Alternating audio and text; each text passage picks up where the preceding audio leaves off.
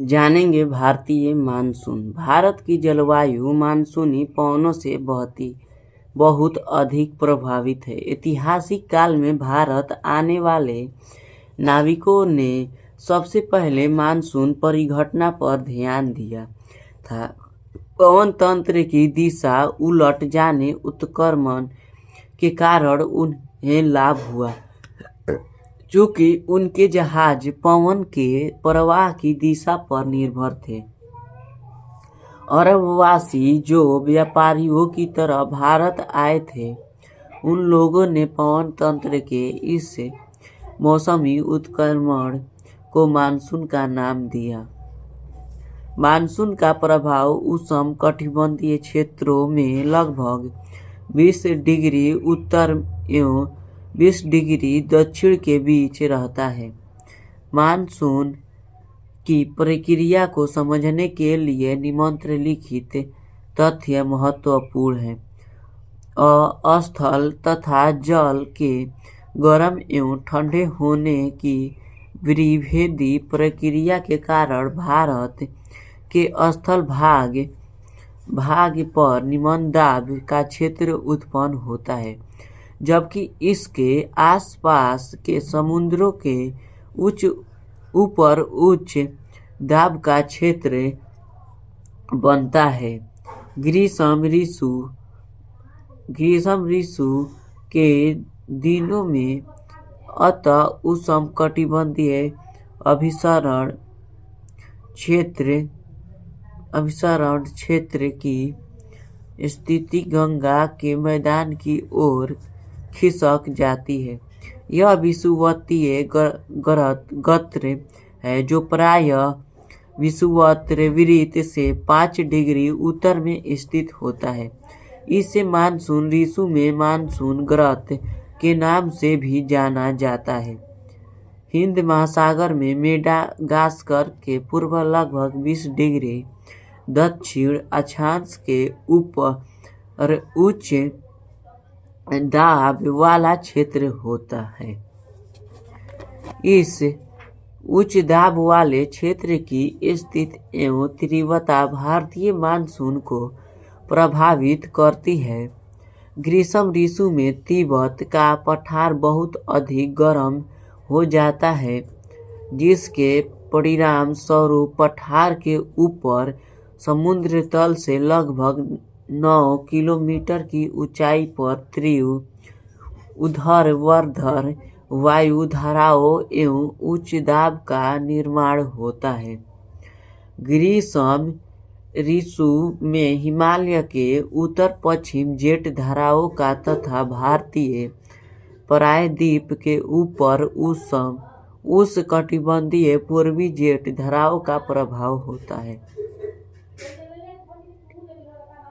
इसके अतिरिक्त दक्षिणी महासागरों के ऊपर दाब की अव्यवस्थाओं में परिवर्तन भी मानसून को प्रभावित करता है। सामान्यतः जब दक्षिणी प्रशांत महासागर के उष्णकटिबंधीय पूर्वी भाग में उच्च दाब होता है, तब हिंद महासागर के उष्णकटिबंधीय पूर्वी भाग में निम्न दाब होता है। लेकिन कुछ विशेष वर्षों में वायु दाब की स्थिति विपरीत हो जाती है तथा पूर्वी प्रशांत महासागर के ऊपर हिंद महासागर की तुलना में निम्न दाब का क्षेत्र बन जाता है। दाब की अव्यवस्था में इस नियतकालिक परिवर्तन को दक्षिणी दोलन के नाम से जाना जाता है। डार्विन उत्तरी ऑस्ट्रेलिया हिंद महासागर 12 से 30 डिग्री दक्षिण 131 डिग्री पूर्व तथा ताहिती प्रशांत महासागर 18 डिग्री दक्षिण से 149 डिग्री पश्चिम के दाब के अंतर की गणना मानसून की तीव्रता के पूर्वानुमान के लिए की जाती है। अगर दाब का अंतर ऋणात्मक है तो इसका अर्थ होगा औसत से कम तथा विलंब से आने वाला मानसून एल नीनो दक्षिणी दोलन से जुड़ा हुआ एक लक्षण है। यह एक गर्म समुद्री जल धारा है जो पेरू की ठंडी धारा के स्थान पर प्रत्येक 2 या 5 वर्ष के अंतराल में पेरू तट से होकर बहती है।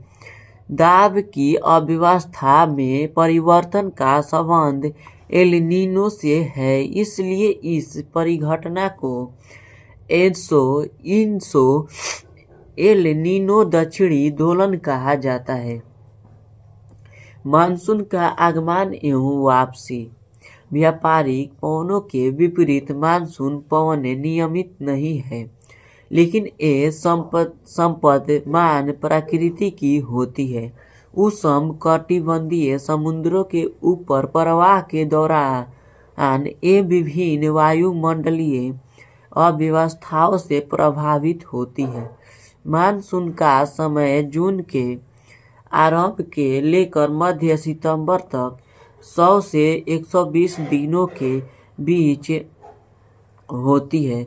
इसके आगमन के समय सामान्य वर्षा में अचानक वृद्धि हो जाती है तथा लगातार कई दिनों तक यह जारी रहती है। इसे मानसून प्रस्फोट फटना कहते हैं तथा इसे मानसून पूर्व बौछारों से पृथक किया जा सकता है। सामान्यतः जून के प्रथम सप्ताह में मानसून भारतीय प्रायद्वीप के दक्षिणी छोर से प्रवेश करता है।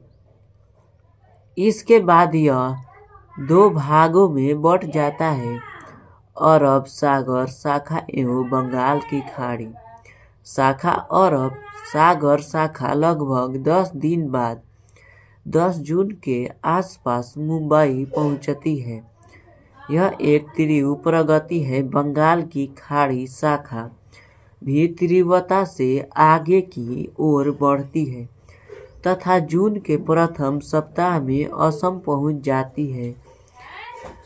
उच्च पर्वतों के कारण मानसून पवन पश्चिम में गंगा के मैदान की ओर मुड़।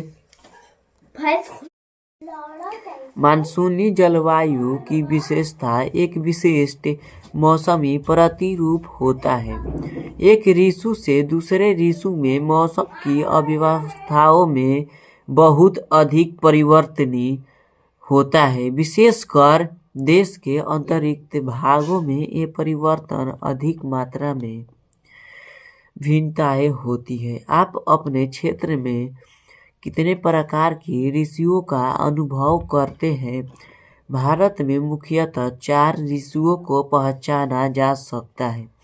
ये है शीत ऋतु, ग्रीष्म ऋतु, कुछ क्षेत्रीय विविधताओं के साथ मानसून के आगमन तथा वापसी का काल।